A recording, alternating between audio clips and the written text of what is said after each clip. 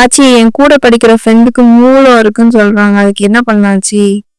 அது ஒரு பெரிய விஷயமே இல்லடா. அதுக்கு ஆச்சு ஒரு இலை சொல்றேன் பாரு. அந்த இலையும் உன்னை கூட்டிட்டு போயே காட்டுறேன். உன்னை காட்டினாதான் அந்த இலைகளை நீ உனக்கு தெரிஞ்சுக்கிடுவ. அதுக்குதான் உன்னை கூட்டு போய் காட்டி பறிச்சுட்டு வந்து அதை செஞ்சும் காட்டுறேன். சரியா?